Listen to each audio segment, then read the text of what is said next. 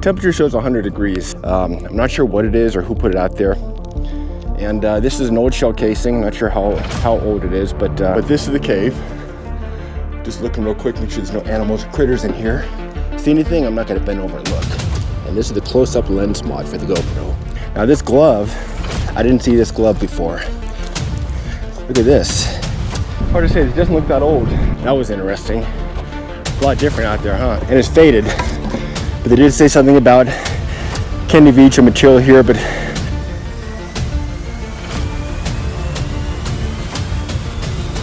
I'm gonna be careful not to fall in, but how easy it is to accidentally forget your cell phone at the mine.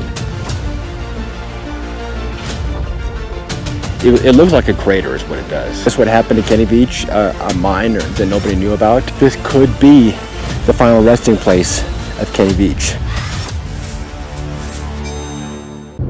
Saturday, September 21st, 2024. Just outside of Las Vegas, heading up the highway to the Desert National Wildlife Refuge. I'm starting this segment out filmed on the iPhone 12 just to kind of show you the difference between video quality of a standard cell phone and the new GoPro Hero 13 Black, which we will be using on this expedition. So right now we're turning onto Cairn Creek Road to head out to this Desert National Wildlife Refuge. You can see the Sheep Mountains out there. We're going to be hiking up in there. So let's head on down the road. We'll do a quick intro and then we'll head to the trailhead. Yes, beautiful Saturday morning here at the Desert National Wildlife Refuge. Once again, we're out here for another hike. And you could probably hear us really clear because we've got the DJI wireless mic, which should be working and paired to the GoPro. So hopefully audio issues, as seen in our past videos, are a thing of the past. You know this place well. A lot of our videos take place out here. About 10 years ago or so, a man named Kenny Veach disappeared up in those mountains, the sheep range. And this hike is going to be a little bit different. Our last hikes for Kenny Veach were investigating the disappearance. Today, we're actually going to search for Kenny. This is a search video. We're going to be heading out towards the end of Agave Road. We're going to go to the old mine, and then from there, we're going to head left up in the foothills between the old mine and Picture Canyon. I've got a theory that Kenny may be found close to the old mine, so that's where we're going to go today. Those are the hills we're going to search. It's about 10 a.m., 80 degrees, near perfect weather out here. I want to get a little bit later start to get plenty of light, but yeah, that's where we're going to go out there. So we're going to search those foothills, see what we find. You never know what you're going to find in these hikes, so if you're ready, let's head on out there and do it.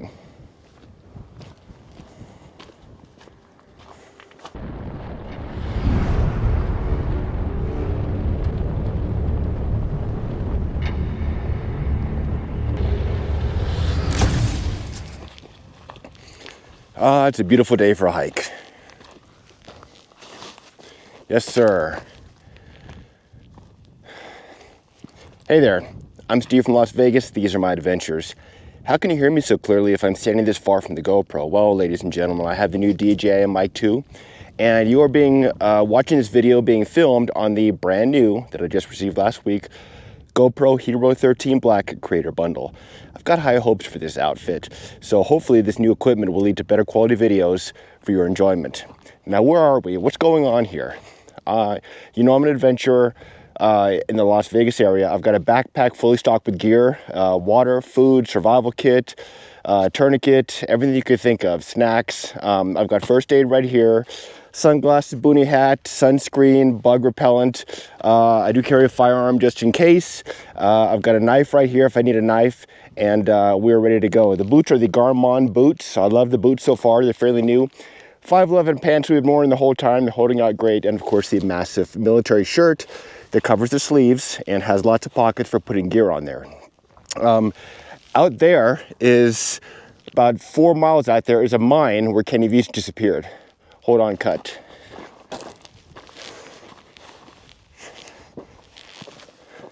Okay, there's a tarantula hawk, actually a huge tarantula hawk that just went that way. That's probably not a good sign if a tarantula hawk crosses your path. At any rate, as I was saying, about 4 miles out that way is an old mine. Kenny Veach, the Kenny Veach disappearance, a man who hiked out there, a long-distance hiker. He hiked out there about 10 years ago, and his phone was found at the mine. That's the last anybody saw or heard from him. His truck was found right about here, towed out of here. Kenny was never seen or heard from again. Now, before he went out there, Kenny claimed to have found a cave with supernatural powers that he said, as soon as he got closer to it, his body started vibrating. And not sure if it was because of the cave or what, but he said the cave was in the shape of a perfect M. I've been out here many times. You see my videos. I've never seen anything like Kenny described. I have seen M caves out here. I have seen caves out here, but not just like Kenny described, and certainly not with vibrations. But I have seen enough strange things out here to know that this is a place of legend and mystery. Phantom footsteps, which is like, it sounds and almost feels like someone or something big is running up behind you. That's happened to me several times right out in the Jome Valley here. A lot of other strange things, missing time, electronics shutting off, who knows. But at any rate, what we're going to do today, we're going to head out there towards the mine, and then we're going to go left up in the foothills above the mine, and that's where we're going to search. Many missing person cases, the missing person is often found either in the search area or near the area where they last disappeared. So I've got a theory that Kenny may not be far from the mine. So we head up in these foothills, we're going to be looking for any shred of evidence that Kenny's out there. So if you're ready, let's head on out there and begin the hike.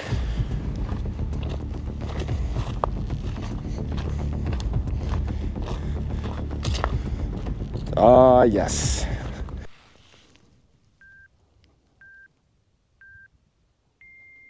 And that's it. We're on our way. It feels absolutely fantastic to be out here. It is about 10:30 a.m. on Saturday, September 21st, as I've said before. Making sure the truck is locked, of course. Weather's great. It's about 80 degrees, but it feels maybe cooler than that. And we're heading into Jome Valley. See a little cave over there, we'll check that out first, and then there's an agave burn pit there, we'll check that out, then we're going to continue up towards the old mine. This is the new Hero 13 Black. I'm using, I'll tell you a little bit about the hardware. I usually use a selfie stick, but this, or a floaty stick rather, this is a selfie stick with a bipod on a tripod, and it's also got an integrated battery, so it should last a good 5 hours. It may last our entire video, so hopefully it will. If not, I got a couple extra batteries. I've also got this remote DJI 2 mic. This should be working pretty well as also. So audio problems should be a thing of the past for our videos here. Been a while since we've been out here. So I'm gonna get winded easy till we get kind of in the zone. Been busy. It's been a brutal summer, hottest on record in Southern Nevada.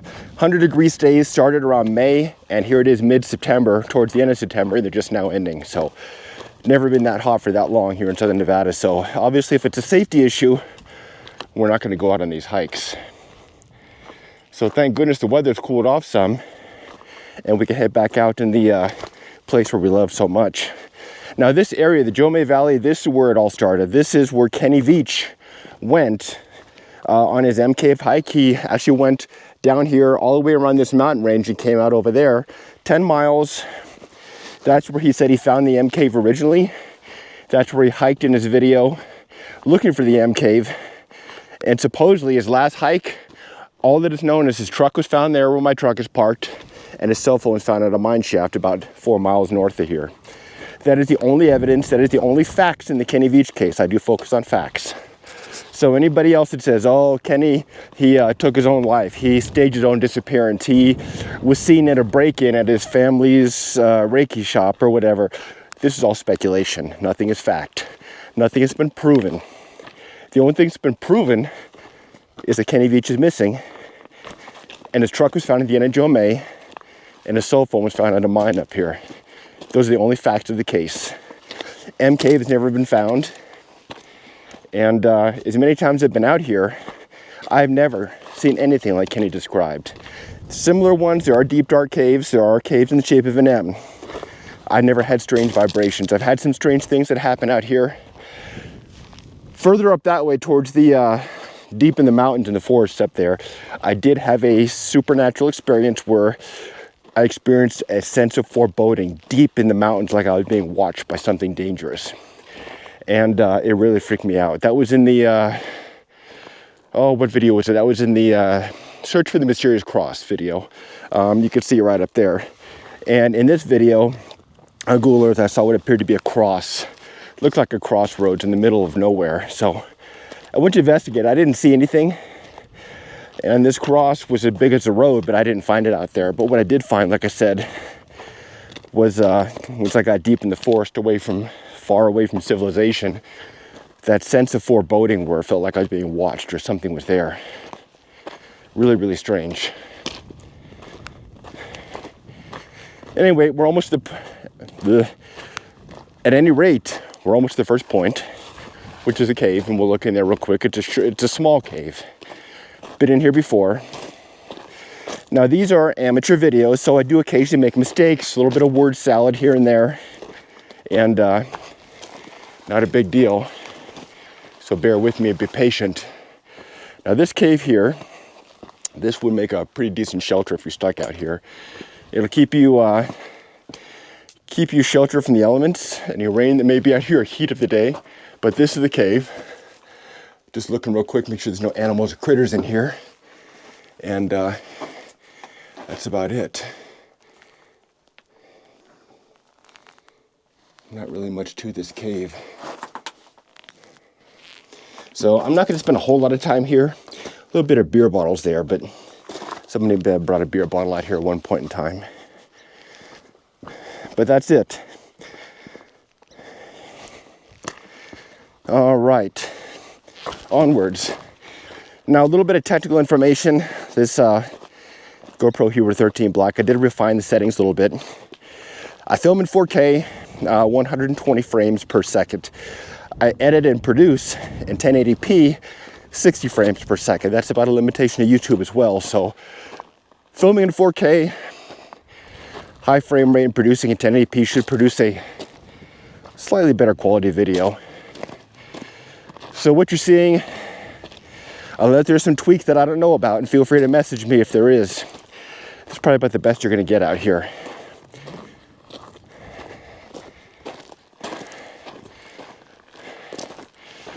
All right, we are coming up on an agave burn pit.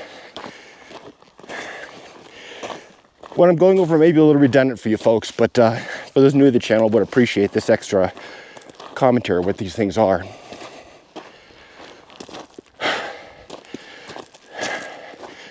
So there are numerous agave burn pits out here, built by Indians. I think it's Paiute Indians that used to live out here, but I'm not sure. Hundreds of years old. And you can see up there, it looks like somebody's digging a hole, like a crater or a meteor hit there. But what it is the ancient Indians used to live out here, and they would roast the agave hearts for food. And they would create these pits and just dig down, build a big fire there, and roast our agave hearts.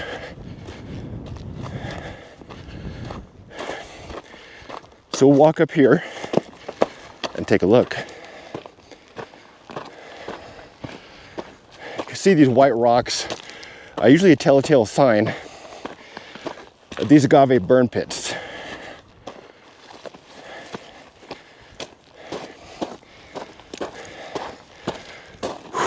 Man, killing me today. All right, usually kind of an indentation in the middle, surrounded by rocks, and they light a fire here and burn their agave hearts, and they live out here, and that's all it is.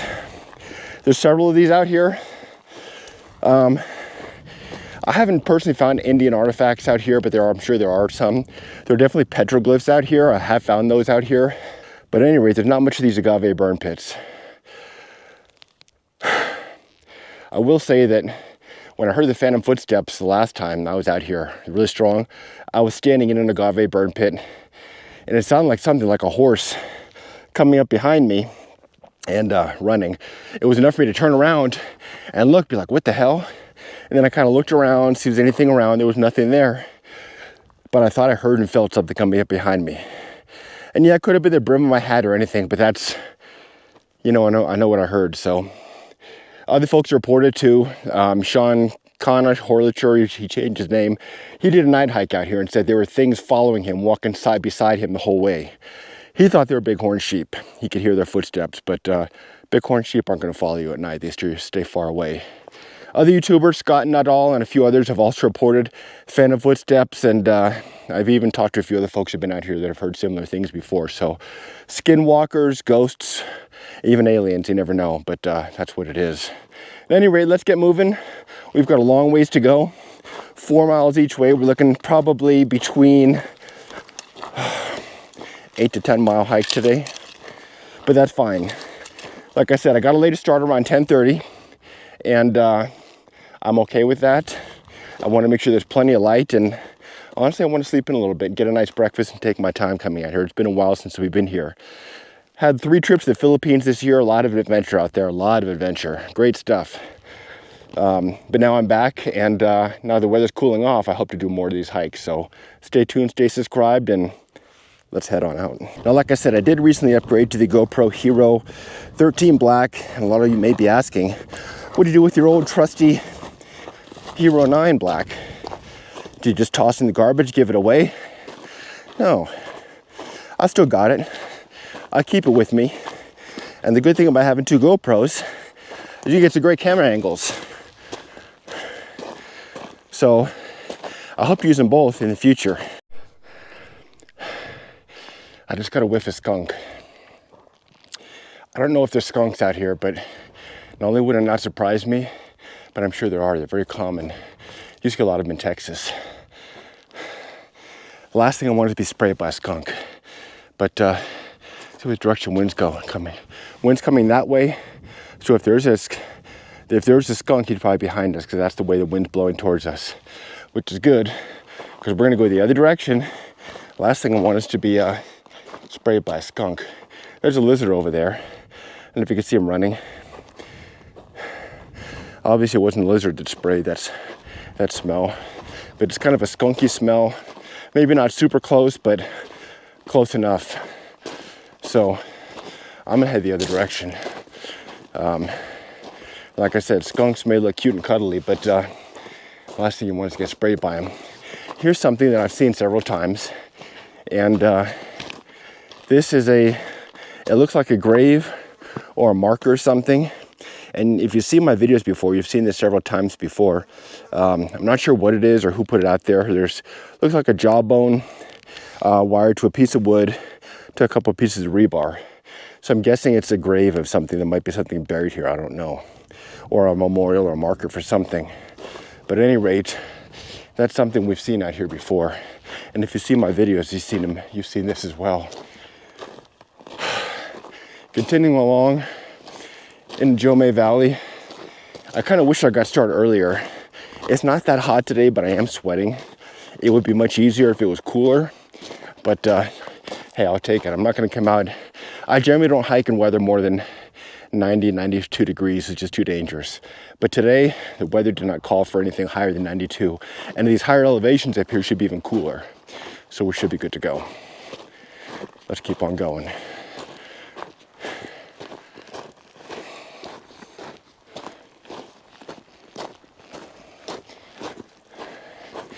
As always, this channel is as much yours as it is mine. And I do consider you, my viewers, an active participant. So if you see something that I don't, please mention in the comments, call it out. Many of you have caught things from my videos that I did not see. And I've actually gone back and made additional videos because of your comments. From a technical standpoint, a lot of you said, just get a chest cam, just get a chest cam. Well, the angles of the chest cam just doesn't work. The chest cam, you see where my chest is pointed. This selfie stick, you can see anywhere I want.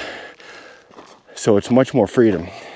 And as far as not having 2 hands for climbing, I do have this tethered. I could drop it at any time and grab a hold of something if I need to. Many of you asked about bringing a drone out here. And yeah, that is a great idea, but I have a drone. And the usefulness is limited. They could be tough to fly in this area, tough to see on the phone screen.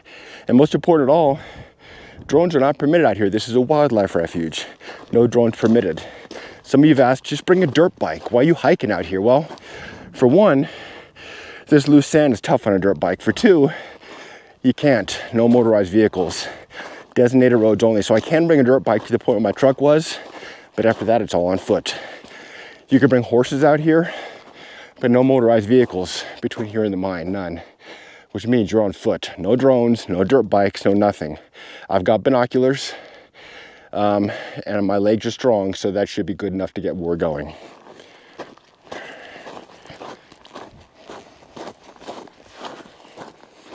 All right. Looks like something was digging here. Something dug a burrow. What do you think did this? Rabbit, maybe? It doesn't look like it goes in very far. Can you see in there at all? A little bit. Nothing's in there, but something clearly dug a hole. There are animals out here, lots of animals. I seldom see animals. I've never seen a snake out here, except for higher elevations. But in this area, never seen a snake. They're here. Animals are here as well. But they do a real good job of hiding, especially during the day. It's hot during the day, so most of them are accustomed to coming out at night. Done a few night hikes out here. Not very many. And that's when we see the animals. Some of you have asked, why don't you camp out here? Why don't you sleep out here? Well, I can. Sean Kana Horlicher, whatever his name was, he did camp out here. And he said something was outside his tent at night. And he doesn't know what it was. And the much weird things I've heard out here, or heard of, I'm a little uneasy about sleeping out here and letting my guard down. So I'm kind of iffy about camping out here. But I do have some night hikes planned. Now, many of you have also asked, for the love of God, why don't you bring somebody with you? Look, folks, I may be older, but I'm in top physical condition. Finding somebody ready, willing, able, physically, mentally, to come out here, who's willing to hike 10 miles, who shares the passion that I do, is near impossible to find. Sure, they're out there, but it's got to be somebody who really shares the passion about this place that I do. And that's hard to find. Close I found is my good buddy Woodchuck. He's got a YouTube channel, subscribe to him. Woodchuck is a good friend of mine from Texas. He usually tracks my phone. He tracks my Garmin GPS satellite communicator that I carry with me at all times. So if something happens, I can message my good friend Woodchuck and he'll know who to contact. So I'm technically not alone. There's another lizard right there. I'm gonna try to get close to him. That, I can't tell what it is. I thought it's a banded lizard, but I don't see a band around his neck. He's pretty fast. He's gone. Some of the lizards get fairly large, maybe up to a foot long, so they're kind of cool looking. I do see a lot of lizards out here, but not snakes so much. Not scorpions. And there are tarantulas. And end of September to late October is tarantula season. So yes, we are in tarantula season. They usually come out late evening, early morning, or at night. But it's not outside the realm of possibility to see a tarantula out here today. So keep your eyes open for those critters as well. Now, as a wildlife refuge, shooting is not allowed out here. You're welcome to bring firearms. And I'm sure if it's life or death, you can use them to protect yourself, but you cannot shoot out here. You can't hunt out here. But every now and then you see things like this. And this is an old shell casing. Not sure how old it is, but it looks bigger than 223. I don't think it's 308. Could be, but I doubt it. But it's an old shell casing, and some people may have been out poaching bighorn sheep or even hunting bighorn sheep. And you see these every now and then. That shell casing's been out here for a while. It's you can see the brass is kind of blackened from being in the sun. The dry desert air and the sun out here does a fantastic job of preserving things. It's not uncommon to see bones out here that have been here for a very long time, which is why I think if Kenny was out here somewhere, he would sooner or later be found. Now, this is a vast area. I mean, just look around. Kenny's remains could be in a bush there. You'll never find them. You won't see them by air. You know, it's near impossible to disappear out here. And the only thing that Kenny said that I found as fact is you can disappear out here and never be found. So a lot of folks do comment on my video saying, oh, that's not the M cave. Oh, Kenny said this. Oh, Kenny said that. Look, Kenny may have been either lying or mistaken about the M cave. He may have been delirious when he saw it. Nothing he said about the M caves has been proven. So don't comment on my videos saying, oh, well, Kenny said this, so you're wrong. Anything Kenny says has not been proven as fact. So you can't take it as fact. You got to take it with a grain of salt. Kenny said the M cave was somewhere in Picture Canyon, a deep dark cave in the shape of an M. I've been to Picture Canyon maybe 12 times, maybe more, and I've never seen anything like that. Not saying it's not there, I've just never seen it. He could also have been mistaken. There are canyons all over these hills, all over these hills. So Kenny may have said, oh, it's in Picture Canyon, but really could have been mistaken it's somewhere else. He could have said, oh, it's a ground level. Well, define ground level. Right here, ground level. Up there, ground level, as opposed to being on the side of a mountain. He did say it's on the side of a mountain. It's really hard to say. Personally, after listening to what Kenny says, I think he made it up.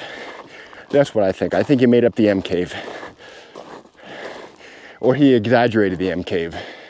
He may have found something out here. He may have seen some sort of a cave that made his body vibrate. But one thing he didn't make up is the fact that he's missing. That he didn't make up. And like I said, I've seen enough strange things out here that I take anything serious, whether or not I believe he's lying or truthful.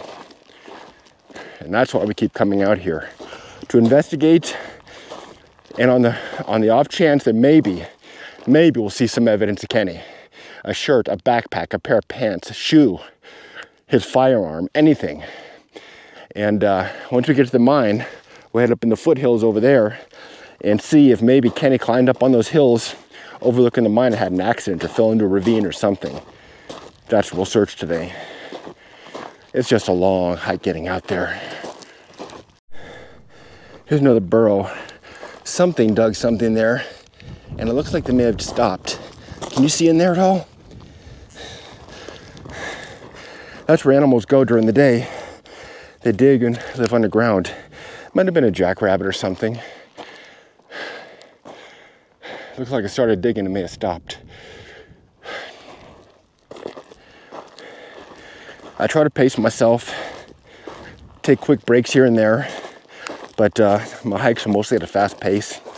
I'm not 18, I am older, and I'll be honest, I'm over 50, but I do keep in shape, and I'm not Superman. I consider myself very lucky to be able to do this. A lot of people my age have had injuries, blow out their knee, or so much out of shape that it would take too much effort to get back into shape to do these.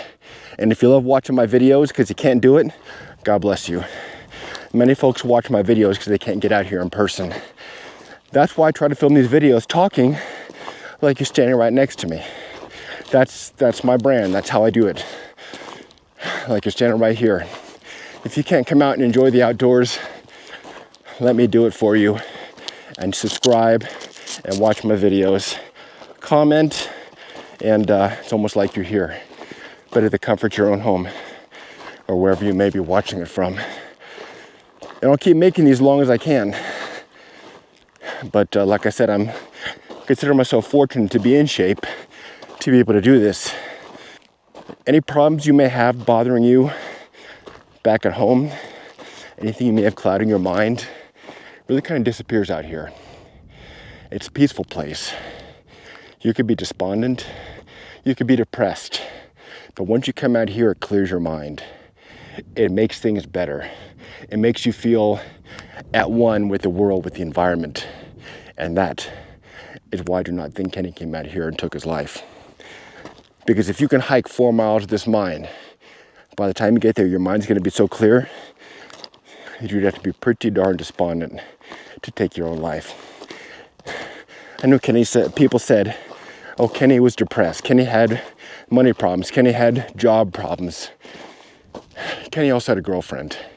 He was also a happy-go-lucky guy, and he did these hikes to clear his head. And like I said, coming out here, if you were depressed before you came out here, it's pretty hard to stay depressed by the time you do 4 miles to the mine. So my personal theory to Kenny Veach, if I had to take a guess, something unexpected happened to him out here. That's what I think happened. Something unexpected happened to him. Could be intentional. I mean, like I said, nobody knows for sure. Yeah, the beeping you hear is me getting messages. So I do have an internet connection out here still. and I will have internet connection most of the way to the mine, and even at the mine. So in addition to the Garmin satellite communicator, my cell phone's also got signal out here, so I could always call for help if I needed to. On the clock, we did just hit the 1 mile mark, so got about 3 more to go. No big deal. We could do 1, we could do 3, but we're actually gonna be doing 8. 4 miles there, 4 miles back. Not counting, once we get there, we gotta hike up into the foothills. And I don't even know what kind of climbing we'll have to do there.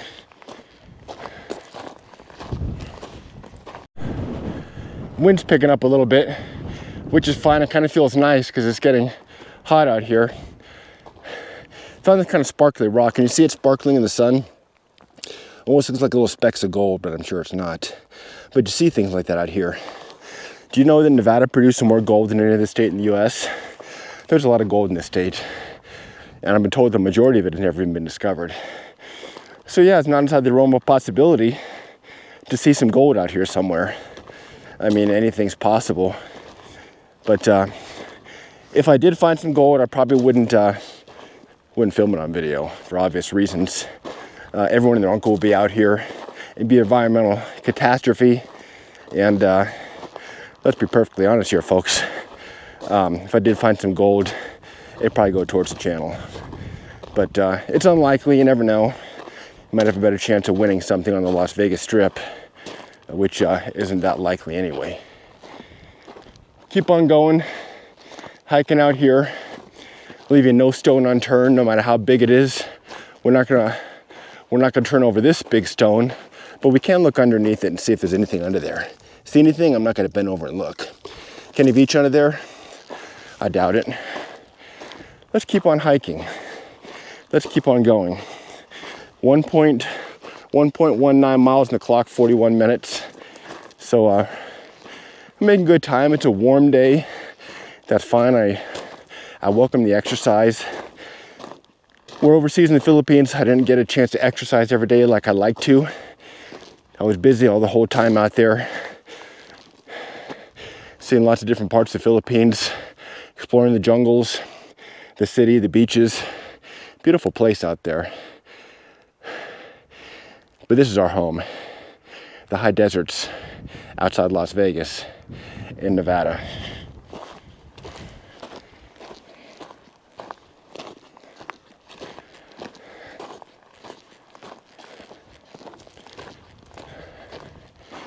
Some people have commented I talk too much, and I do talk a lot, but the majority of viewers like it. Some people like to have my videos going in the background when they're going about their business, cleaning the house, working, doing whatever they're doing. And they'll listen to what I say. And they may not always have to watch everything, but they kind of listen to what I say. And if I see something and talk about it, they know to look over at the screen and see what I'm talking about. But, you know, some people live alone, or whatever they're doing is just some background information, background noise going on. And for those that live alone and wish they can get out and do this kind of stuff, it's kind of nice. That'd be a nice vantage point up there. And wouldn't be that bad of a hike either. You could see the whole Jome Valley, anybody coming and going. Great lookout point, great ambush point too.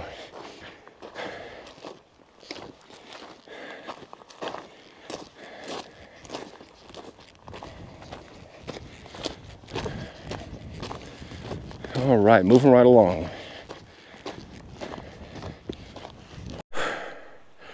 Okay, on the clock, about 1.5 miles, 50 minutes in the Jome Valley. Slight wind blowing. You know the Kenny Veach mine is up that way, a few more miles. Out here there is a prospect pit somewhere. It's an Agave Chiggers video. We did actually make a video of us looking for it. I thought we knew where it was. I have not been able to pinpoint the location. All I know is it's a hole indentation. I've seen other YouTubers out there, so it's not really worth my effort to find it. It might even be right around here somewhere. In fact, I think it is around here somewhere. But I'm not gonna waste time looking for it today. It's nothing more than a small hole, no more than 5 feet deep. Out there, I don't know if you could see it, right about there somewhere, you might see a flat area. That's the Jome Guzzler. And a wildlife guzzler is a water point for animals. And when it rains, that flat area collects water into a trough for the animals. When it doesn't rain, it could be refilled by a helicopter with a water bucket to just dump water there to make sure animals, such as bighorn sheep, rabbits, coyotes, whatever else may be, Sasquatches, skinwalkers, anything, has water out here. So it's a long, boring hike to the mine, but Joe May Guzzler and north of it is where things usually start to get interesting. For example, see this tree out there, right? I don't know, somewhere right around there. One tree in the middle of the desert. Well, trees need water to grow right there, and why isn't any of the trees out here growing like it? So you see weird things like that. One of my viewers actually commented, why is there a tree growing in the middle of the desert when there's nothing else like it out here? It just seemed a little unusual, and it is unusual. Over there somewhere, and that's where we're going to kind of start veering left and head up towards the mine. I once found a pile of rocks, kind of by something like this by a bush, and it just looked unnatural. And I didn't dig in there and see it's not a rock cairn, it's a pile of rocks. It looked like somebody had hidden something there. And I comment on that, but I didn't check like an idiot. I should have checked it. So I'm gonna hike over there. I've looked for it before, I didn't find it. And it looked very unnatural, and it wouldn't surprise me if somebody did hide something there. Could have been Kenny Veach hiding a clue there. But like I said, I've been back several times, I've not been able to find it. So it is somewhere around the mouth of the Joe May Guzzler Canyon area, and probably right around that area there somewhere. So if I get lucky, I'll find it. If not, what can I say? I saw it once, didn't see it again. It's just nothing more than a pile of rocks that looks unnatural. So other than that, we'll head over that direction and head north towards, or whatever direction that is, towards, it is north, towards the mine. And once we get to the mine, we'll head into the foothills, see what we can find out there. But you notice I just kind of stopped here and talked a little bit. That's how I take a break in place. I just kind of stop. I don't really sit down. I just kind of try to keep moving and catch my breath. That's why my heart rate is down to 106 beats per minute, down from 140. So my heart rate started getting high. I tried to slow down and rest up a little bit. But as always, our eyes are open. You never know what you're going to find out here in this desert. We have found campfires, artifacts, all kind of weird stuff out here before, so nothing is outside the realm of possibility. Always watching for rattlesnakes or any kind of dangers out here. But it's a rugged area. That's why our clothes, Garmin boots, 511 pants is the best that I can get my hands on. I'm not a spokesman for these companies. They don't sponsor me. I have no sponsorships for the channel. I just wear good gear, and if it's good, I call it out. Kenny Veach came out here with minimal gear. T-shirt, shorts. He had his knee pads on. I don't know what kind of boots he wore. And I think he wore his hat and everything, but he came out with minimal gear, minimal food and water, and clearly he paid the price. Kenny would talk about coming out here, pushing himself to the brink of starvation, dizziness, drink as little water as possible. But I mean, come on, that's too risky. Folks, you come out here, you can call for rescue. Like I said, I've got cell service, I got the Garmin satellite messenger, but something happens out here, rescue isn't coming anytime soon. It'll come eventually, but you break a leg, you're bleeding, you're on the edge of dehydration, no one's going to come out here. You can't call 911. You are your own first responder, which is why you've got to take extra care, have the best gear possible, and just try to be prepared. Stay hydrated, plenty of food. I did have a good breakfast before I came out here. I drank plenty of fluids, coffee, water, even when a Celsius sport drink. I'm good to go. I've been peeing several times, means I'm very hydrated, and I've got plenty of water with me. Plus, it's not excruciatingly hot. Here's a pile of rock and dirt that does look unnatural. This is not what I saw before. What I saw before was a pile of rocks, kind of near a bush like this or something, and it looked like somebody had placed it there. And I came out here, and I never found it again. And it's in this specific area right where I am. So like I said, if I see it, I'll uncover a few rocks and see what I can find. Otherwise, I don't think I'll see it again. It's like a needle in a haystack. But anything's possible. Like I said, Kenny could have stashed something Back in the days of the Old West, bank robbers, stagecoach robbers would stash their stuff out here. I've even heard rumors of a cave somewhere between here and Utah where there's still an intact stagecoach stashed. You never know. Stuff can be out here for a long, long time. The desert preserves things. Like this bone, for example. Look at the size of this bone compared to my boot. It's a vertebrae. I don't think it's Kenny. It's probably, I'm guessing it's a vertebrae bone. And compared to my boot size, it's pretty big. So it's bigger than a person. And it's got to be a bighorn sheep or even donkey. But that's what I'm guessing it is. I'm not a bone expert. I'm not a biologist. So if you have a better guess than me, by all means, comment below. Now, this GoPro Hero 13 Black does not film things up close very well. So you probably saw the bone pretty decent up close, but I have like tried to film some insects or lizards or whatnot up close, and it just doesn't really work out so well with the GoPro. But in this new Hero 13 Black package, I did get a lens mod that allows for close-up filming. So if the situation arises where we can film something up close, I'll switch lenses, and you'll see some really close-up shots of whatever it is we find. Let's keep on going. Like I said, that pile of rocks, that unnatural pile of rocks, is somewhere around here in this immediate vicinity. So that's why I'm keeping my eyes open. But I doubt I'll find it. Like a needle in a haystack. But our main goal is just to keep going to this mine, which from my calculations, probably have about 2 miles left.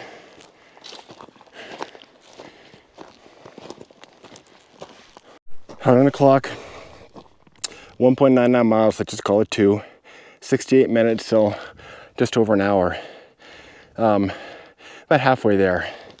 Like I said before, you see these trees in the middle of the desert. It's kind of usual because it's the only one around. There's no other trees, just this one. I like to check them out because people often stop by these little places of shelter and leave artifacts like this can right here. This old can that's clearly been out here since the days of the Old West. It looks like a paint can, or paint or varnish or something. So who's painting out here? Who knows? I always kind of walk around areas like this and see if there's any evidence of somebody camping. There was a report a while back up in northern Nevada. Somebody found a rifle leaning up against a tree from the days of the Old West. And this rifle was still like an old lever action rifle. The wood was rotted, it was aged, rusted beyond repair, but somebody from the days of the Old West had leaned the rifle up against a tree and forgotten it. Just like Kenny forgot his cell phone at the old mine. So that's why I always come to trees like this and see if anybody's been here. Maybe somebody stood in the shade. Well, here's a can that clearly somebody has opened with a hand can opener, probably from the days of the Old West, and left it here. So clearly they stopped, and maybe this tree was here and they took a break here. I don't know. This rock and this shade tree is a good place to stop for a rest if you're out here, because this is the halfway point, the 2 mile mark, more or less, the old mine. So that's why I just kind of look around, see if there's anything else out here. I'm not seeing anything, so we'll continue on and see what else we can find. I don't usually use GPS out here. I've been out here enough times. I pretty much know the area, know what's expected where. So Joe May Guzzler out there, of course, where the truck was parked. These little shade trees, and this hill, I usually walk up this hill to try to get to the high ground. So I remember coming up here on several of my previous hikes, so that's what we're doing right now. Just kind of climbing this hill, getting to the high ground, continue on towards the mine. Dead silent here in the Joe May Valley. Little if any wind. No birds, nothing. It's almost like time has stopped. It's kind of like that sense of foreboding I had deep in the mountains, about 5 or 10 miles that way, where everything just seemed to stop. Dead silence. The world just seemed to stop. like there was an apex predator in the area. I don't feel that way now, but it is silent, kind of similar to that scenario. This is a shakedown hike with this new equipment, this Hero 13 Black GoPro and this DJI Mic 2. So I don't know how much other background noises the mic picks up. This is my first real video with it, but you can at least hear me talking. You know, I don't know what the background noises you can hear, but if I hear something strange, I'll definitely let you know and call it out in the video. For right now, the mine is that way, at least another 1.5 miles, maybe even 2 miles, just beyond that ridge line there. And oh, we're not going to get to it if we keep standing here, so that's why we got to keep going, seeing what else we can find on the way.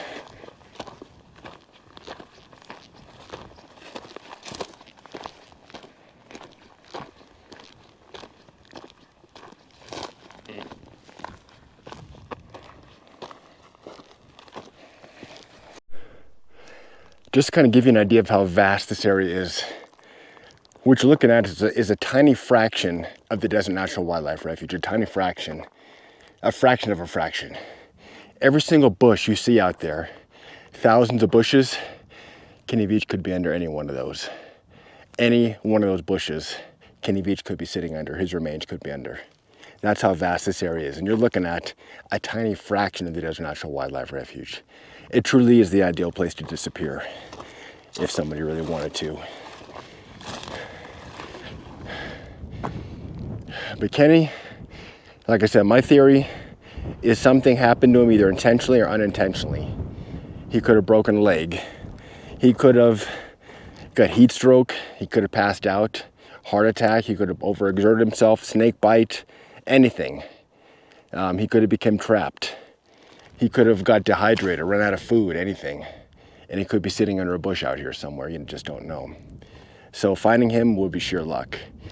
We're out here to investigate a theory that he could be somewhat close to the mine, in the foothills of the mine. So kind of off in that direction. First we'll go to the mine, then we'll plot a course to the foothills and head in there and do some climbing and see what we can find up there. And that would be the apex of our adventures, searching those foothills. Until then, we're just making our way up Joe May Canyon, looking for anything interesting along the way, going to the old mine. On the clock, 2.27 miles. Just over a mile to the mine. Now, some of these side canyons I'd love to explore, but it's just too much effort, especially on foot. I wish I had a helicopter just come out here and a little flying helicopter check all these areas, but that's not possible either. J Chuck, another YouTuber, J Chuck, if you want to take a look at his channel as well, he comes out here and he's mostly searched these areas here towards Sheep Peak. But as many areas as J Chuck has searched, Kenny could still be anywhere. You could bypass some of these remains, they could be right down there, and you wouldn't even know it, because this is such a vast area. So just keep your eyes open, you never know what you find. All right, trucking right along. Stopped to a quick break, grabbed me a granola bar, peanut butter and chocolate. I really don't like peanut butter and chocolate. I love peanut butter and I love chocolate, just not together. But hey, when you're out here, I'll eat anything. I'll eat a cactus if I have to. Maybe not, but you know what I mean. I need to keep my energy. Kenny Veach used to come out here, brag about minimal food and water, pushing himself to the edge of passing out. I don't do that. I take these hikes seriously. My gear is top notch. My equipment's top notch. And I do my best to keep my body in top notch shape. That's why I have the best boots, gear, clothes, and I'm well prepared for these hikes. I take them very serious, so I'm gonna munch on this granola bar as I walk. I'll put the wrapper in my pocket. I'm not gonna litter, don't worry. And up there, just a little bit more, is a mine. Here's a great opportunity to use the lens mod on the GoPro. I see this big black critter walking along. This beetle, can you see him? He's trying to hide in there. I'm gonna put the lens mod on and I try to film him up close. Kind of some shadows, but hopefully you can see him a little bit better. And this is the close-up lens mod for the GoPro. I'm trying to focus it here. It's hard to see in the screen, but I don't really want to pick this guy up. I don't know if he bites or stings or whatever he does. I don't think he does, but it's just a big black beetle. Here he goes, out in the open. We got you now, buddy. It's a big, shiny black beetle. And that's a close-up lens mod.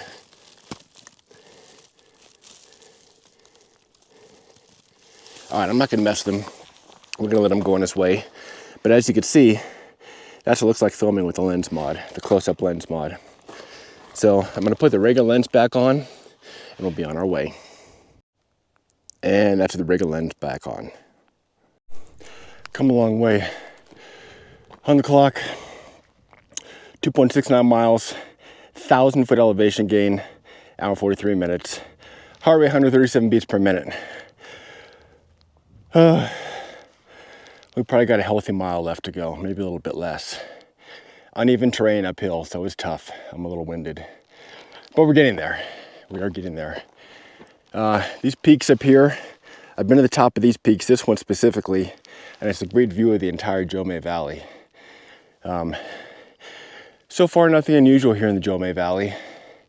No phantom footsteps, at least not that I heard. As always, keep your eyes open for things I may have missed. The only wildlife we see is a few birds and that big black beetle. But we're gonna keep going. Just trying to pause every now and then, taking a quick break in place, and we'll get to that mine, and then we'll head across to that little old campsite area, then into the foothills and see if there's any evidence of Kenny up in the foothills. Let's keep going.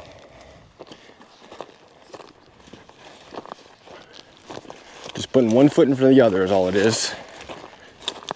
It's hard work. My legs are getting tired. I kind of rather be home relaxing, but like that saying goes, no pain, no gain. And I finish these hikes dead tired, but feeling fantastic. Like I've accomplished something. My body is sore, but feels great, if that makes sense. So it's just pushing ourselves up this hill to get there, because on the way back, it'll be all downhill. Like I say, you come to these trees, I always look around because you never know if somebody left something here, an artifact or something, and there's an artifact under this tree. This metal pole had been leaning up against this tree since the first time I hiked here. I don't know what it's from. I'm guessing it's from this old campsite that you'll see up there by the Kenny Veach mine. And it was leaning against this tree the first time I came through here, and it's here now. This is always a marker that I know I'm almost to the mine. Now this glove, I didn't see this glove before. It's not one of mine. I have lost gloves out here, but this is not one of mine. It's been here a while. Hard to say how long. Desert dust preserve things very well. But this metal pole, somebody may have grabbed it as a hiking pole and leaned it up against this tree. God only knows how long ago. But it's an old piece of metal. And like I said, there's no primitive campsite up there by the mine. We'll probably have to walk through on the way to the foothills, which I believe are these foothills up here, or close to them, where we're gonna walk around, kind of look and see if there's any evidence at all for Kenny Veach. Now I know that's a cave over there. You may see it right, where is it, right over there somewhere. I've been through there before. It's not a cave, it's just kind of a pass through. So I'm not even gonna bother checking. It's in my other videos. But for right now, there's that metal pole. That's just a marker that I know we're on the right track to the mine. Getting there. 2.77 miles so far. Now keep in mind that's not a straight line. We've zigzagged a little bit, so don't take it as face value that from Jomay it's 2.77 miles. It may be more, probably, well actually maybe less, because we've deviated and zigzagged a little bit.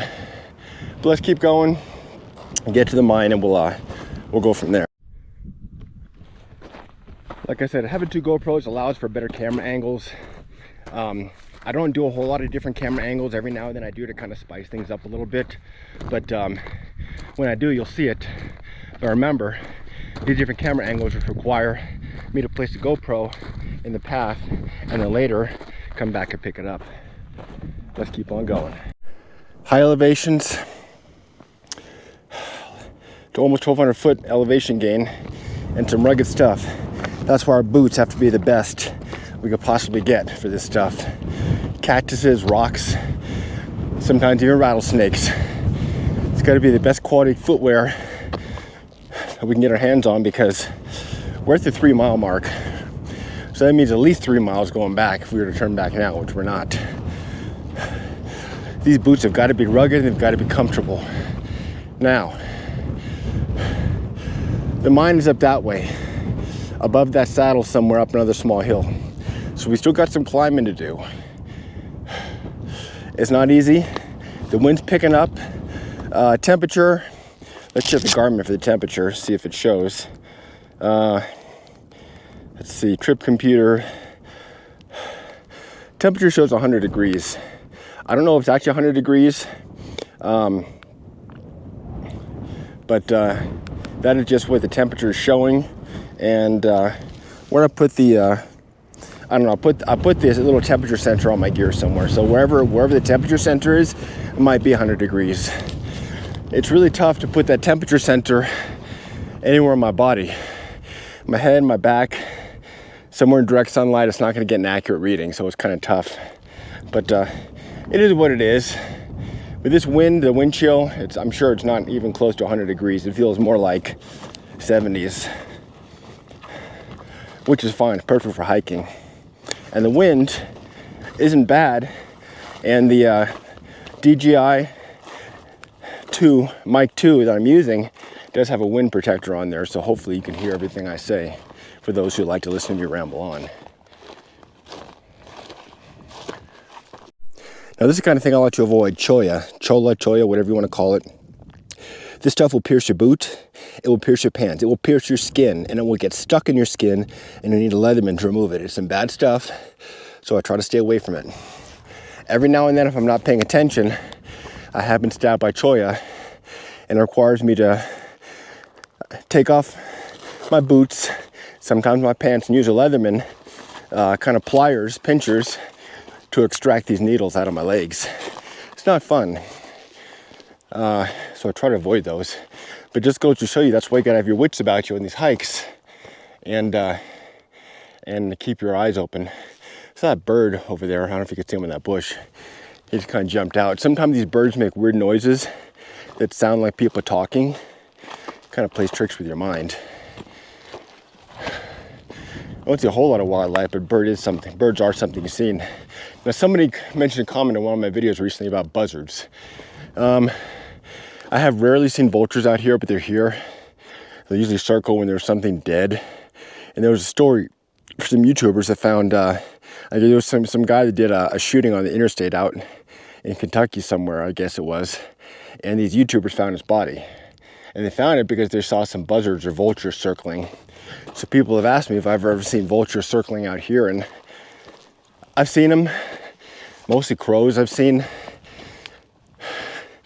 But yeah, they're out here if something's dead. Kenny Veach, man disappeared 10 years ago. Buzzards aren't going to be circling anymore. What I'm doing now is just kind of searching and checking these spots like this. Any place where somebody could have taken refuge or rested for a little bit. I'm not expecting to see Kenny sitting up against a rock or something, but you never know. You may see an article of clothing or something. Any evidence whatsoever that somebody was here. But if nothing else, this would make a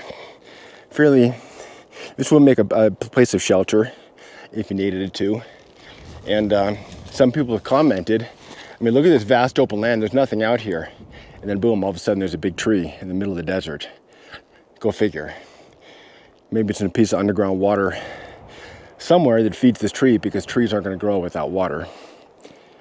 Just a little unusual to see a tree in the middle of the desert like that. Other designs in the rocks. Here's some designs in the rocks. Almost look man-made. Look at this one here. Looks man-made right there. But it's natural, more than likely. I'm not a geologist, so if you are, please feel free to comment below. But it's a perfect rectangle there almost. It looks man-made, but it's not. Just some of the strange things you see when you're out hiking in the desert. Let's keep going. Not too much further. 3 miles, so I would say less than a mile to the mine. And it's going to be a tough mile. Now I see something up here, and some electronics. Look at this. Look at this. What could this be? some sort of a electronic transmitter. What is this? I think I know what this is. If I'm not mistaken, this would be under a weather balloon, and it's a radio transmitter under a weather balloon. I've seen them out here before. I've seen one out here, and this could actually be the one I saw before, but I don't think it is. I think this is another one. And it's part of a crashed weather balloon, I'm guessing. So I don't think it's a crashed alien spaceship. I think it's part of a weather balloon. So that's pretty more than likely what it is. But at any rate, I'll go ahead and drop a pin at this location just to kind of compare previous notes. I don't think this is the same one I saw, but it's probably the third one I've seen in the Desert National Wildlife Refuge. Third or fourth one I've seen that's a crashed weather balloon that has some sensors on there, and they eventually just crash somewhere. And sometimes people recover them, sometimes not. But at any rate, I'm not going to waste time on it. I'm going to keep on going. I'm coming over here because I think I see a rock cairn. I'm not sure. So we'll come over here and check it out. Can't tell. But anything unusual, we're checking out here. All right. Now it's not a rock cairn, just some discolored rocks. Looks like. I think. Yeah, just no discolored rocks.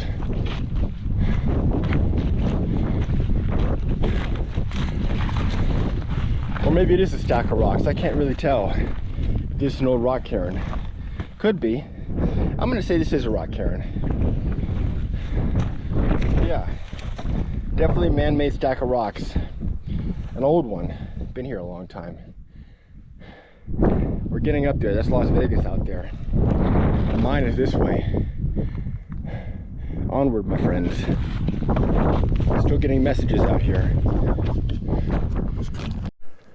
All right, I've seen these out here before. A real large insect makes these. Just to show you how big they are, take a look at my hand next to it. So that's something pretty large that made this and is in there. Tarantula hawk, maybe? If you know, comment below. I don't know what it is, but I don't want to get my hand too close, have it come out and bite me. So I'm gonna keep going. I'm not even gonna put the close-up lens mod on for this because I think you could see it okay. Mod is only for like when you get really close. It doesn't show very well, see how it kind of blurs a little. But at any rate, we're getting closer to the old mine. Half a mile, quarter mile this way, and we're there. And then we'll take a break up there, see how it looks, see if there's anything new up there. Very few people come out here. You know what it takes to get just to the end of Jill May Road. Then you've got a 4-mile hike each way. So the average person isn't gonna come out here. Very few folks have been out here. We've been out here several times. So don't kill yourself. If you want to see the mine, just subscribe to my channel, and we'll do this together in the video. I do love subscribers. It really helps the channel. The more subscribers I have, the more likes in the video, increases the video's popularity, increases the amount of people that see it. More people see it, subscribers. Channel gets more popular, I make more videos. I've always told you, if this channel ever gets to a point where I can make enough income to quit my job, I will quit my job, make these videos full time for you. But you gotta subscribe.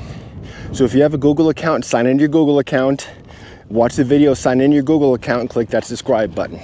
Click the subscribe button. It's easy. It's free. It's fun. And you'll be notified when I post another video. Now, straight ahead, I see the hill where that mine is. In fact, I see the A-frame of the mine, so we're damn close. I'm gonna keep going. It's straight ahead. Once we get to the mine, we'll take a lunch break, and then these foothills here, we're gonna climb up to the top of these foothills looking for any evidence of Kenny Veach. We'll probably come up there, over there, and maybe down over here somewhere, but we'll just kind of walk up there and look for any evidence of anything man-made that could be related to Kenny Veach. That's what we're searching today. Because like I said, this area is so vast, Kenny could be anywhere, could be under any bush. You never find him unless you're lucky. So we'll see. That's why we're here. That's why you're here. Coming up on another marker. Do you see yet? Huge rock cairn. I think I've seen this one before. Hard to say, this doesn't look that old. Usually older ones you see like dirt built up around the base. It's hard to really say, but it could be, still could be over 100 years old. It's really hard to say. People put these here as markers. Clearly the last rock cairn in this one is a marker built by someone on the way to the mine before the days of GPS. So it kind of indicate that people are going the right way. But they're easy to miss, so I'm not sure the point of building them. The mine, like I said, is on a hill right up there. I see the A-frame from here. But just straight that way and we'll be there. 3.55 miles. Almost 1,500 foot elevation gain, 2 hours, 22 minutes. Heart rate 143 beats per minute. So I'm trying to stop, rest in place, and slow my heart rate down. That's the mine right up over there. And these are the foothills we're going to search. I'm going to try to go to the mine, down this valley, up the foothills, and then go along the top of the ridge line, come back down this way. But from the top of the ridge line, we'll look down and see if we could see anything that looks man-made that could be a clue to Kenny Veach. Now keep in mind, could be a small scrap of clothes in any one of these little draws up here that we may not see, so we'll have to get lucky. My eyes are open for anything shiny, anything colorful, anything that may look like a clue. But to my knowledge, I don't know if anybody had searched these hills right here, so that's what we're going to search today. It's just such a long hike getting out here.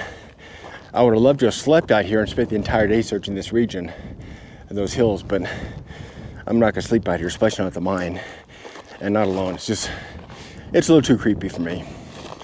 Let's press on. We're almost there. I'm tired. My legs are tired. I feel like a fully loaded cement mixer going up a steep grade, just going slow in low gear. I need to rest. I probably need to eat. I'm watching trees like this, looking for any evidence of civilization, anything anybody left behind. See if Kenny's sitting in there braced up against a tree or something. The old mine is that hill right there up there, if you could see it. I don't know if you can see the old mine. I could see it clearly, the A-frame of it. So we're gonna keep going. It's a miracle the mine is still there. Usually markers like this that people kind of make a pilgrimage to, the government and Fish and Wildlife or authorities remove things like this and fill it in, just like they removed the mysterious monolith, because they don't want people killing themselves hiking out here. It is a significant hike. Not a problem for us, just a long ways to go, but like I said, the fact that there's still a mine out there is really great. But don't kill yourself getting to it. You can see the mine just fine with my videos. I even went inside the mine one time in one of my videos. You can see in this one here. Look for it on my channel. But for right now, we're just plugging along up this hill to the base of the next hill where the mine is. And once we get up there, we'll stop and have lunch, take a break, rest, and try not to forget our phone at the mine like Kenny did. Okay, base of the hill leading up to the mine. You can probably see it right now, that A-frame up there. There's a big Agave burn pit down there. There's also an old abandoned campsite. Not much is left of it. So what I'm gonna do now, I'm gonna climb this hill to the mine. We'll have lunch there. These bushes, hell, Kenny could be in any of these bushes here, you never know. I'm assuming around Red Rock Search and Rescue, search there, but because they don't share their information of where they search, nobody knows except for them. So anyway, going to the mine. I may go all the way to Wild Horse Pass and follow the ridge line up there, or I may go to the camp and then go up this way. I'm not sure yet. My first part is getting the mine, taking a break, getting some lunch, doing a binocular recon of these hills. But these hills here are what we're going to be searching for Kenny, any evidence to Kenny. So let's go. We're going to begin the trek up this last little hill to the mine. Almost there. All right, folks, almost there. 3.81 miles, 1,658 foot elevation gain, 2 hours, 34 minutes. It's a long way from the truck. We've hiked a long ways. And we're almost there, because there's the A-frame of the old mine. I've been here several times before. Hell, I've even been here with Tyler Oliveira. I think the last time I was here was snow hike to the old mine, where I came out here one time in the snow just to see what the area looked like when it snows. That was interesting. A lot different out there, huh? Well, there's no snow today, so we could see everything. Here's a piece of wood, and we've arrived. All right, we're here. Always get like a second wind when I get close.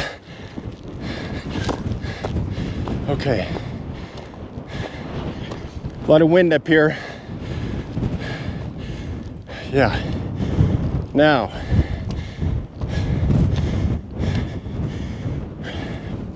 somebody stashed some stuff here and it's faded. But they did say something about Kenny Veach or material here, but take a look how it's faded. There's a tarp here. There might be a lighter, might be food and water. There were some other YouTubers that said they stashed this here, but they've only got like one video on the channel out here. And I think it's the same guys that said supposedly they took the crystal skull. The crystal skull, and I made a video on it right there if you wonder what that is, was a skull found in one of YouTuber Jeff Claw's videos. He didn't see it, but somebody saw it later and then watched the video. They said, damn, there's a skull in there. A little skull about the size of your palm. Looked like a crystal skull. The kind of a skull they sell in the Reiki shop where Kenny Veach's relatives work. People theorize Kenny Veach put it in there. Nobody knows who put it in there. But these YouTubers said they took it. They even contacted me and sent me a message of a video or a picture of the skull, but no one know for sure if it's the skull that was found in here. Walking over here to the mine, it's clearly still open. You can see in there, people have put some wood over it. There's a can. I'm going to be careful not to fall in, but I'm not going to go in there. I do have a video of inside the mine. If you want to see, it's right there. It's on my channel. Look for it. I did go in there. No reason to go in today. It's not why we're here. And down there, you can see that Agave burn pit somewhere right around there. I think it's right there. And somewhere down there, probably right here, I think it is. Right, I don't know. Anyway, right in this general area somewhere is no primitive campsite. I could see it from here. And it's like somebody camped. There's like an old mattress frame and some of this garbage laying around. May have been a campsite there at one point in time, but I'm not sure. At any rate, where I'd like to search today, like I said, I'm gonna do a good binocular recon first, is these foothills. These foothills, the old mine. So my goal is to get to, and I may go all the way to Wild Horse Pass, get to the top and just follow that ridge line up and then back down, and then we'll head out that way. But see, there's anything out there. Kenny Veach filmed his video right here staring at this A-frame, and it's theorized he left his phone right here, somewhere sitting here. And it's easy because I've actually had lunch, set my glasses down and forgot and just walked off and had to come all the way back for him. So it is possible to leave stuff here. So many people say, oh, Kenny left it as a beacon. He's inside the mine. Yeah, Kenny could be inside the mine. He could have caused a cave-in, took his own life, or had an accident in there. I've been in the mine. I saw no evidence of that, so I don't know if Kenny's actually in this mine. It's hard to say. But here's where he filmed his video, and here's where we usually sit and have our lunch. Now, I'll probably just walk around a little bit and take a look at some of this wood, see if there's anything new out here, any artifacts or anything. I'm not seeing anything. Just some wood. Same stuff that's been out here for a while. I'm not seeing anything in this immediate area. I haven't gone to the top over there. I haven't gone over here. Hell, Kenny could be in that wooded area up there. There could be a cabin in that wooded area. There could be more artifacts up there, or there could be nothing. You could be wasting your time. You could bring a drone out here and fly over it and still not see something between the trees. So don't say that a drone is the end all be all, because a drone, and I've flown drones in areas like this, you can't see the forest of the trees. It's hard to spot things on the ground. That's why helicopters don't always spot things. But this is the old mine where Kenny Veach's phone was found. Like I said, I'm gonna unpack here, take a break, eat my lunch really quick, and from there we'll do a binocular recon of these foothills, plot our course, and head out there and see if there's anything interesting we can see in the binos. If not, we're gonna try to get to the top of the ridge line and do a hike up there and see if there's any evidence of Kenny Veach at all. All right, well, I thought I had chicken and dumplings for lunch. Evidently, it's chicken fried rice, so I guess I'll have chicken fried rice. And rice doesn't do so well, freeze-dried food, but we'll just have to let it sit a little longer. And I'll try not to leave my phone here by the mine. All right, the chicken fried rice is about done. Yummy, yummy. We got the CRKT eating tool, kind of a spork. There's some discoloration on there. I may have forgot to wash this last time I used it, but I used the wet ones to wash my hands and it's not coming off. So I wonder if it's some rust or oxidation. I'm not going to worry about it right now. I'll just have to remember to wash it when I get home. But yeah, very important to keep your hands clean out here because you never know what you touch. But that's about it. It's time to dig in. So far, it's actually pretty good. Chicken fried rice. I let it sit for about 10 minutes with the regular water.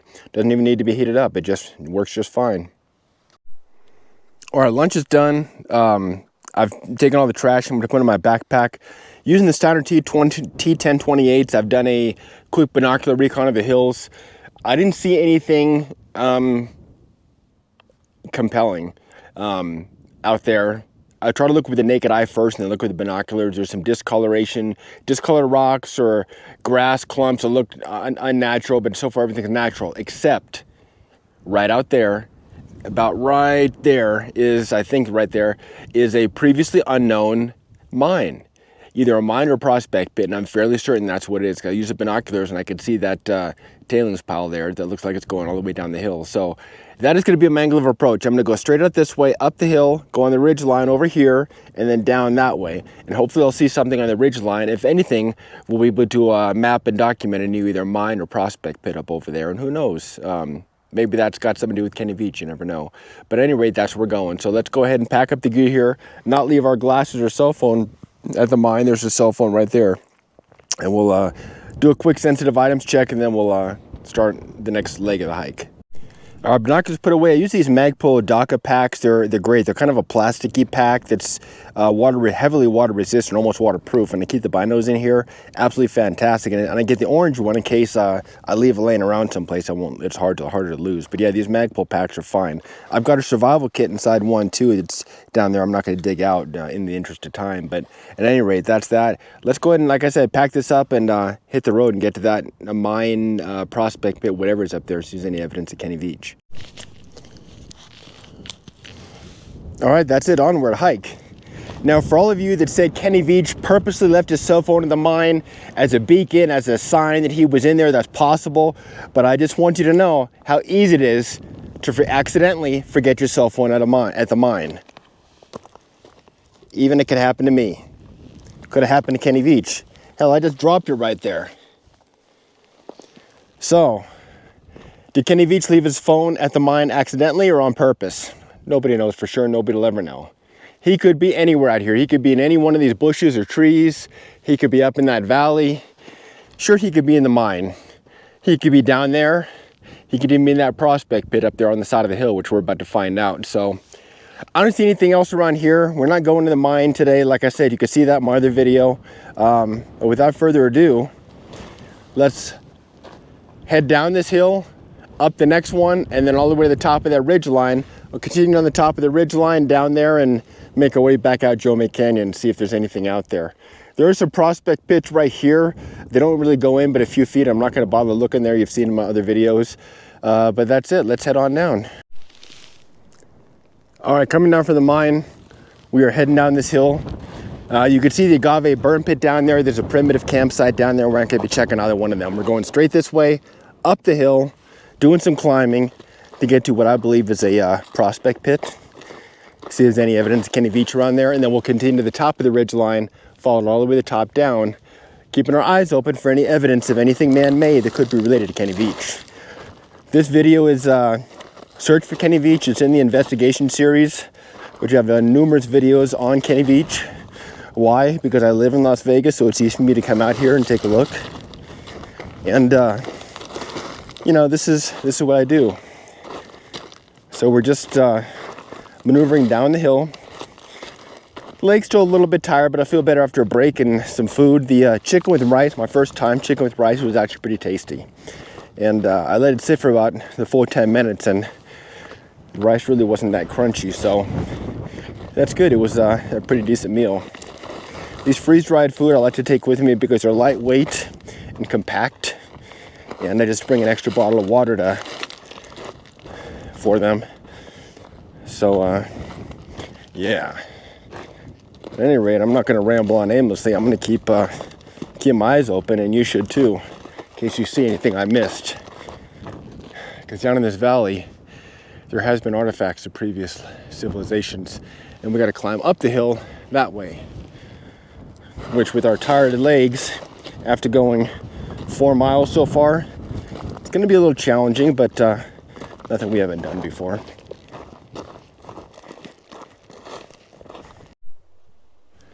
All right, so come across things like this is always kind of unusual. Let's check it from a distance.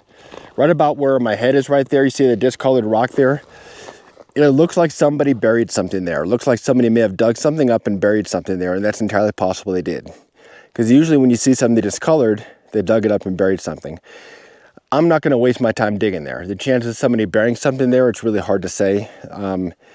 If it is, might be fairly recent. It's rained since then, so a lot of this rocks would have been washed away. It's really hard to say if something actually is buried there, but I'm not going to waste my time because here's another spot, discolored rock. Somebody could have buried something there, so it's almost impossible to tell. In fact, there's a lot of them around here.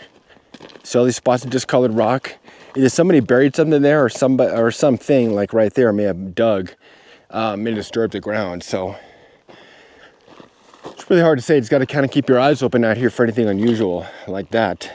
Now, if I see something obvious that's been buried there, then yeah, I'll take a look. But otherwise, it could have been an animal or something else.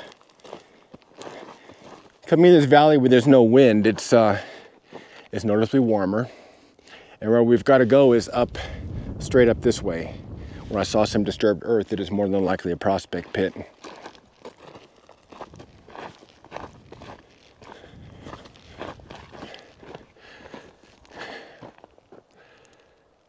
I'm not going to worry about this agave burn pit right there. There's no reason to check it out. It's just a pile of rocks. But saw something over there. I think that's part of the primitive campsite. Anyway, where I need to go is straight up this way, and that's where I'm going to go. Short distance between 2 points, and it doesn't look too horribly steep. It's kind of hard to tell until you're right there.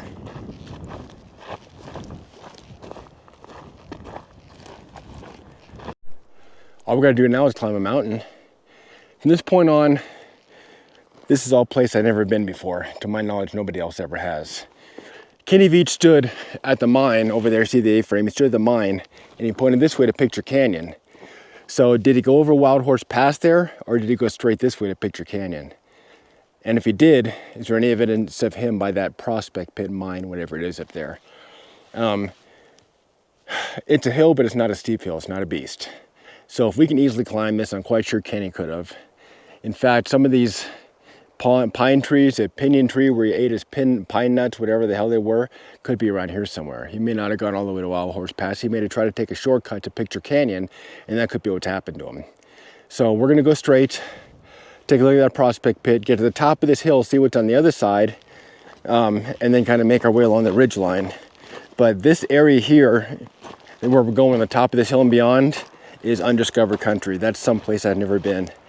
And to my knowledge, other YouTubers have not either. So it's not a beast, but it is steep. So I'm going to take my time and slowly climb up here. Looking at 1797 elevation gain feet, 2 hours, 59 minutes, about 3 hours, 4.15 miles overall. That's Kenny Veach A-frame for the mine over there. We've come through the valley, other side of the hill here. And I'm trying to carefully look around to see if there's anything unusual out there. And I might take a double check with the binoculars we could hike to. Keep in mind, anything you see out there, it's going to be a hell of a hike. I'd love to check that area out there. In fact, Kenny Veach could easily be out there somewhere. It's really hard to say. This is Wild Horse Pass right there. Did he go all the way to Wild Horse Pass and on to Picture Canyon through there? Or did he come straight up here? Nobody knows. Like I said, they know Kenny's phone was found in the mine, either accidentally or on purpose. From there, nobody knows. He may very well have come this way I'm going as a shortcut to Picture Canyon, and indeed it is a shortcut to Picture Canyon. So it's hard to say. It's not an easy climb. Not a beast, but it's not an easy climb. And keep in mind, I just did 4 miles, so I'm a little sore, but I'm a little less winded than I was when I first started, so got that second wind already. And I just had lunch and a quick rest. The prospect pit or tailings pile, whatever it was, is right up there, so that's where we're gonna go now. Oh my gosh. Okay, that's a mine out there. We just had lunch. And right here, it looks like it is a prospect pit. It looks like it from what I can see. Previously unmapped and unknown prospect pit. It'd be great if it was a mine, but it looks like it's just a pit. Yeah, that's all it is, a prospect pit. But it's something. It's something. Somebody started digging here, and you could see the tailings pile here, telltale tailings pile, where it looks like they're going to start a mine. So somebody was up here at one point in time, probably a long time ago. And Kenny Veach mine is over there. There's at least 2 prospect pits by it. I know there's a prospect pit on Wild Horse Pass over there. And we're standing right here in this prospect pit. And hell, for all I know, it could have been a mine that collapsed too. There's always a possibility. This could have been a mine at one point in time and collapsed. There's a good deal of dirt right here. And the dirt goes all the way down the hill, so when it rains, it would have went down the hill. So this may very well be a collapsed mine or a dynamite mine. This could be the final resting place of Kenny Veach. Like I said, he said he never been found, never would have been found here. This could have been a mine. He could have went in there and somehow blew up the entrance, sealing himself in there at his own tomb. So is this what happened to Kenny Veach, a mine that nobody knew about? If this is a prospect pit, it just seems like an awful lot of dirt here for a prospect pit that goes all the way down there. I'm thinking this could be a mine that, I don't know, Burrow Mines or whoever could have dynamited it. Hard to say, but if they did this one, why not the other one? The thing about these mysteries is you really never can tell. You really never can tell. Here's a tree. It looks like it's a little bit scraped off of the tree or something, but at any rate, I can't tell if this was ever a mine or prospect pit. These boots are great. I do feel right back here some rubbing, so I may get a blister there later, hopefully not. But whenever you're rubbing in some boots, that's really usually not a good thing. So I'll probably take a break here, take off the boot, reseat the boot, and hopefully not like a bunched up sock or something rubbing, causing a hot spot or blister over there. But that's what happens to boots sometimes. So far, these Garmin boots have been absolutely fantastic, so it'd be surprised me if there's a kind of a hot spot or blister. But I may have to readjust the boots or socks, so I'll probably do that. But we're almost at the top of the hill, so I'll take a quick break here, and then we'll head to the top. And whatever this is or was, is your guess as good as mine.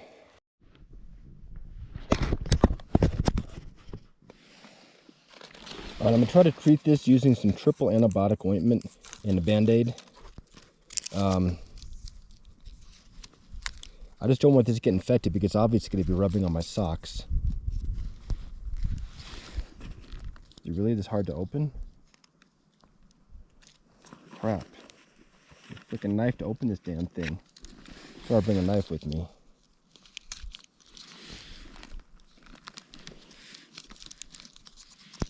Alright. A little bit of antibiotic there.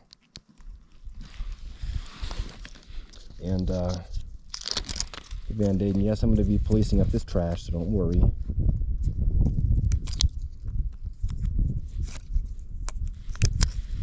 How much was the best I have right now? There and there. I don't know how well this is going to stick, but it's probably better than doing nothing at all. Got the trash. Triple antibiotic ointment. Now this thing is open, I don't want it to leak. So I'll make it stick it separately someplace. At any rate, that's gonna have to do right now to try to keep infection away. Not perfect. With a first aid kit right in front of me, right here, there's really no excuse not to pull it out and do some sort of treatment. Well, it's been sitting here in the sun long enough to kind of dry out and let the skin dry out and not be so wet and soft. This first aid kit, the zipper's having trouble zipping, so I'm gonna have to repack this when I get home. I'm gonna carefully put the sock back on, try to keep that band-aid in place. It's probably not gonna stay in place, but do the best I can. I had the sock turned inside out to dry out a little bit, so let me put this back on. Sock's still a little damp, and what can you do? And these are these darn tough socks, they're really thick. So I'm gonna put the sock back on and the boot, and we'll be on our way. Oh, I did manage to get the boot on. The band-aid did not at all stay on. I got the sock on, it stayed in place a little bit, but I'm quite sure it's not gonna stay over the wound. But at least I got some antibiotic cream on there. It doesn't really hurt, but I could definitely feel it, so I'm hoping repositioning the boot got rid of that hot spot. Either way, we've got 4 freaking miles to go, and it's not going to be an easy 4 miles. So we're going to skirt the side of this hill, looking for any evidence up or down of Kenny Veach, and keep on heading out towards the end of Joe May Canyon. Now, just for reference, this video right here, this is being filmed on the Hero 9 Black, so you may hear a little bit different audio. But yeah, there's the Hero 13 Black just sitting right there. They use the wireless mic and everything. So at any rate, let's move on and switch to the Hero 13 Black. All right, back to the Hero 13 Black. With the remote mics, you can hear a little bit better. We did pick up all of our trash. This prospect pit or collapsed mine, whatever it may be. I'm kind of leaning towards collapsed mine. Really hard to say, just due to the size of the tailings pile. And this could be the final resting place of Kenny Veach. Who knows? But at any rate, we took care of that blister on the back of our foot. I'm hoping reposition the boot took care of the hot spot. It doesn't hurt per se now, but I can definitely feel it. And I got 4 miles of walking on it, so I'm quite sure it's not going to get any better between here and the truck. So we're going to be hurting tonight. I'll probably have to soak my foot a little bit. Not trip on the way. I'll probably have to soak my foot a little bit tonight and take it easy tomorrow. But as far as hikes go, needless to say, we won't be out hiking tomorrow with this blister. It'll need to be treated. So for right now, we're just scanning the foothills around the Kenny Veach mine, looking for any evidence of Kenny Veach. See if he came up in these foothills. That collapsed mine itself could be a clue. I think that is a collapsed mine. I've seen collapsed mines before, and that kind of looks like it. So we'll see. Walking on a blister isn't too bad, but walking a blister on uneven terrain is, because your feet are being rubbed in different directions. So we've already been up here checking these foothills. I'm not going to go on uneven terrain too much more. What I'm going to do is head on down towards that little draw down there where that old abandoned campsite is, and try and hike on as even ground as possible to get out of here, just because we have this foot injury. And like I said, a blister is not a big deal, but they can get infected, they can be painful, and they can, make a hard day that much harder.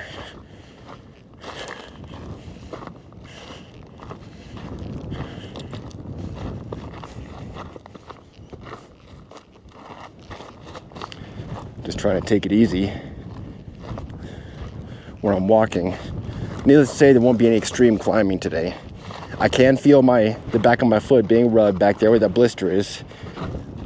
And I think I put on a little too much antibiotic ointment, and that's why the Band-Aid's not sticking.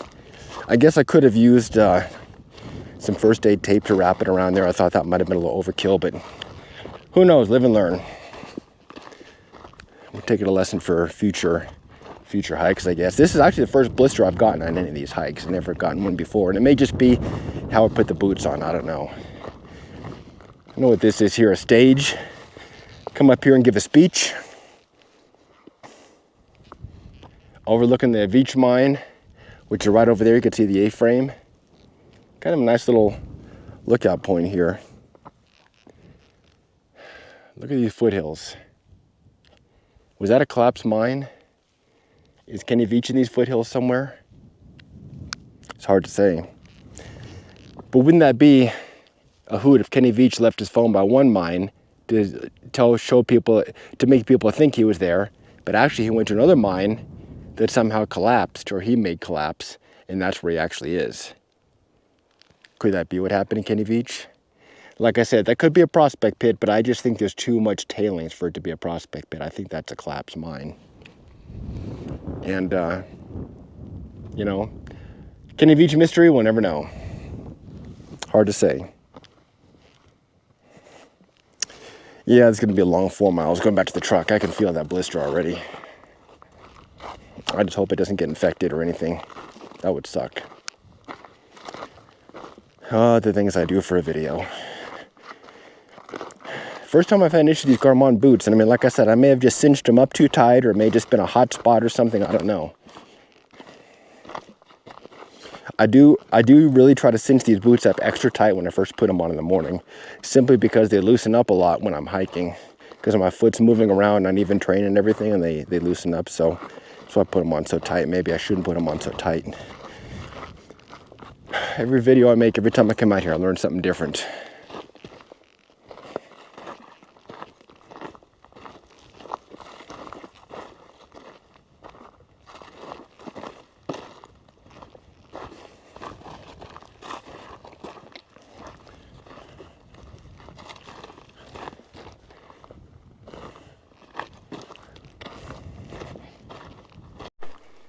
I'm not sure if it's going to be any easier down here, but I want to get off the side of that mountain and uneven terrain, because that just makes my feet rub up against the boot.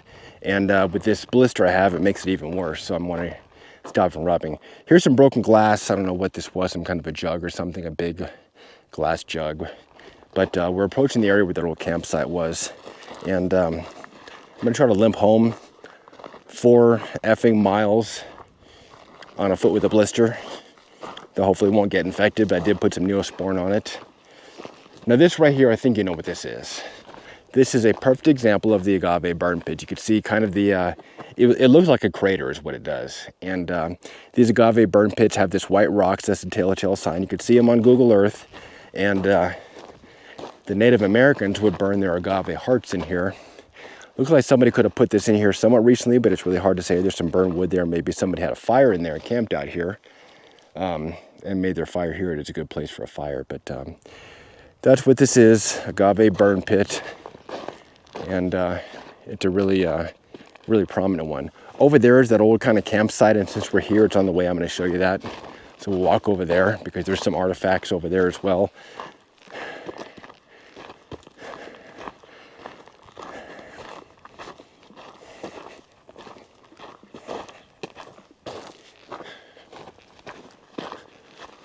So what I think this campsite was, I think the people who worked the mine up there on the hill, you see the A-frame up there, probably stayed here. There was some sort of encampment, and this is where they stayed. There's an old can there, an old can there.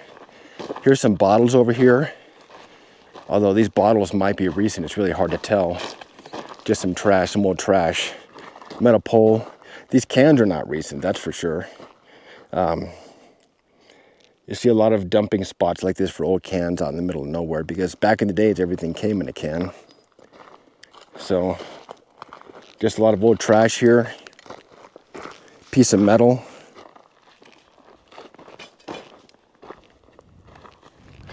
Little artifacts, nothing. I've been through here several times before. I've never really found anything compelling. Except for this spot here, there's really nothing here. Just some wood. Other stuff. Seen in there before. Maybe remains of an old table, sardine can or something. A tree's been cut down over there.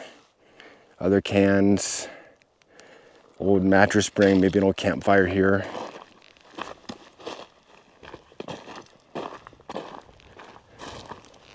Yeah, here's an old mattress spring and some cans under it. I'm sure Kenny Veach was here. Knew about this spot. We've been through here several times in my videos. Like I said, nothing really major compelling that I've seen out here. Just old debris. Cut down tree right there. More cans, and that's about it.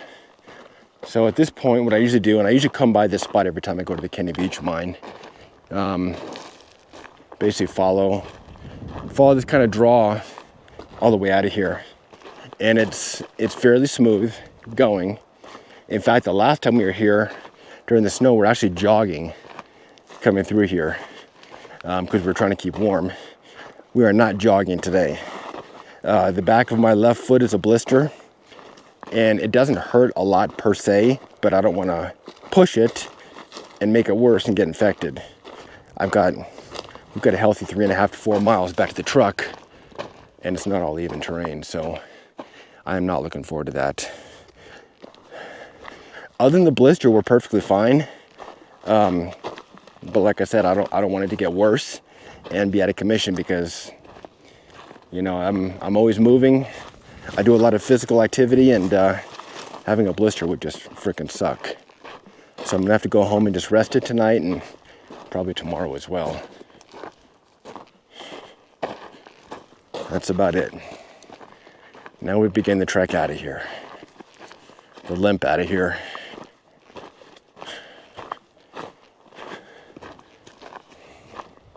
Well, it could be worse, I guess. I could have a broken leg or broken ankle, knock on wood.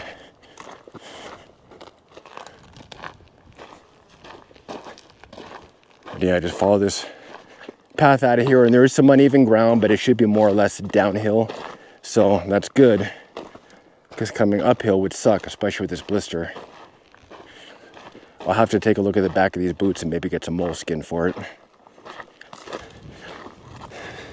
It's kind of funny, as much as I wore boots in the military, I never used to get blisters. As much as I do the outdoors, I never get blisters, just this one time. And these are good boots too.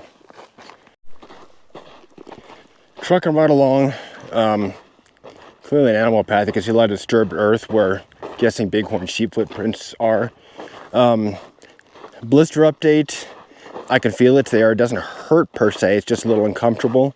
But the more it rubs, I know the worse it's gonna get. And I've got about a good 3.5, 4 miles to go to the truck over uneven terrain. But the good thing is, right now it's all downhill, which means most of the force on my foot is going towards the front.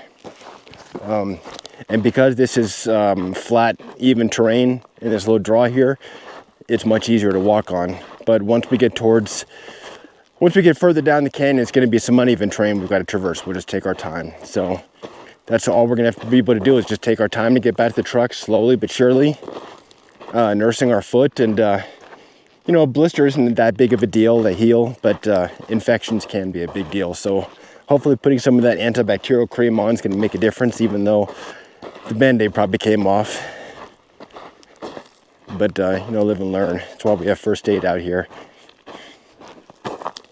That's why you got to check your gear and make sure you have everything in the first aid you need. I thought I didn't have the antibacterial cream, but I did have a couple packets left of it. There's a bird in there. Like I said before, birds sometimes make strange noises you can mistake for people. It's kind of creepy when you hear it.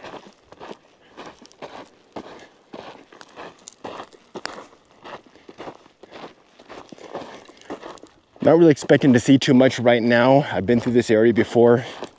Unless somebody's been through here and dropped something between now and the last time I was through here.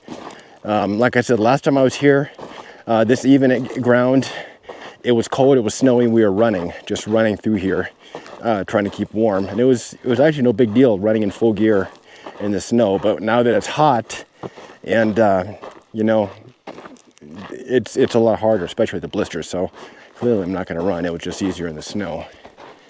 All right. Fallen tree, we'll maneuver around this and keep on going. Like I said, you come through, you never know what you're going to find. There's always evidence of civilization. You get these metal tins here. I've seen these every time I come through here. They're very old, obviously. Probably 100 years old, at least, or more. Maybe less, I don't know, 1950s, who knows. But at any rate, artifacts like that I just try to keep an eye on, because you never know. You never know what you're going to find out here. Here's something I haven't seen before. Almost looks like part of a car fender. But it couldn't possibly be a car fender. Well, I never know. I've heard from some folks that there used to be an old Jeep road out here, which I believe we're walking along. So it could be a car part, hard to say.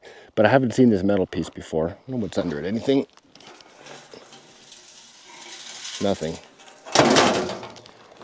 At any rate, let's keep on going on out of here, slowly but surely. On the clock, 5 miles, almost 1,900 foot elevation gain, 3 hours 45 minutes.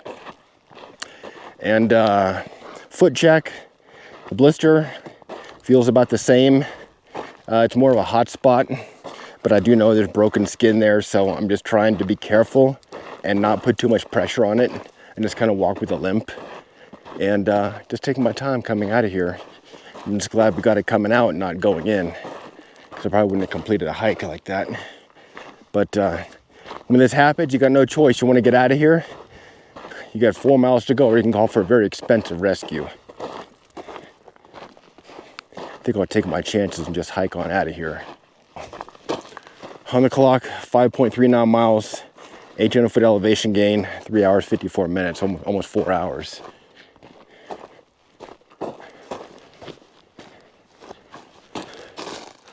Again, we're just kind of meandering our way out of here. All right, making progress. Getting out of here, coming to that metal pole that we saw earlier on the hike, leaning up against a tree. Not even gonna stop. You know what it is.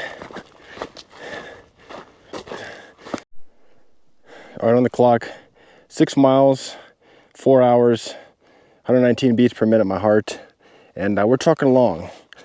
Just give you an update on my foot and the blister that I've got.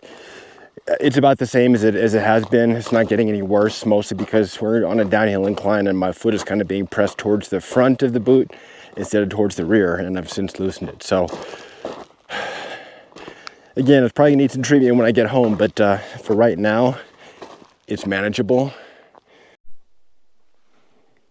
6.6 miles, 4 hours, 21 minutes.